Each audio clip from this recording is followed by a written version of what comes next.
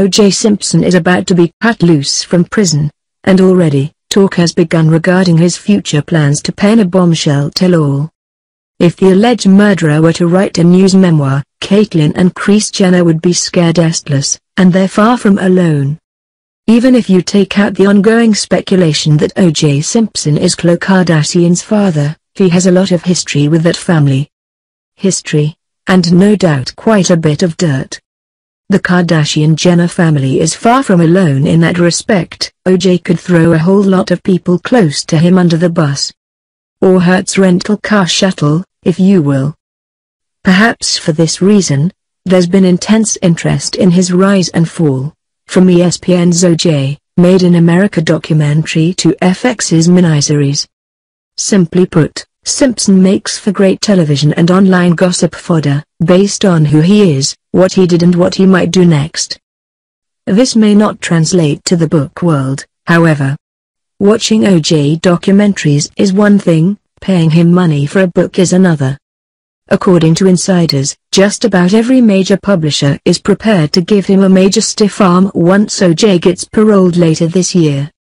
Simpson has served nearly 9 years of a sentence of 33 years for kidnapping and robbing people, not for the 2 people he killed. Allegedly killed, sorry. Our fault there. Anyway, hot as his brand is, and hilarious as stories of Simpson masturbating in prison might be, dude is basically the third rail of publishing. In a rare display of foresight, booksellers fear the inevitable backlash, or boycott, that could doom the project and their future prospects. It's almost like this happened before. By and large, Americans still believe there's a very good chance O.J. is guilty of the 1994 double murder of his ex-wife and her friend. While a parole board can't think about that when weighing his release based on the crime for which he was locked up, the public will.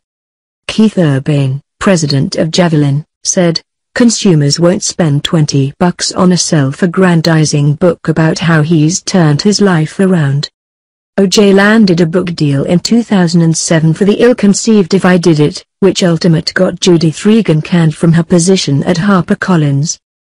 In that tome, Simpson actually penned a hypothetical sequence of events detailing how he would have killed Nicole. If he did it, that is. Pretty disgraceful, and still on the minds of people in the book world these days who aren't willing to go down that ridiculous road. Simpson told a Nevada parole board last week that he was simply trying to retrieve items that he believed had been stolen from him. He maintained that it was only by sheer coincidence that he and his would-be robbery victim wound up in the same city on the same day. "As a perfect storm we all ended up in Las Vegas, you know?" Simpson said. "I was there for a wedding and, heard, the property was there." O.J. often contradicted himself, offering excuses and justifications, then saying he takes full responsibility for the crimes almost interchangeably. In response to allegations that he pointed a gun at the robbery victim, Simpson stated, without irony, "I would never, ever pull a weapon." He also claims to have led a conflict-free life, though he regrets being unfaithful to his wife and turning his back on his religious beliefs.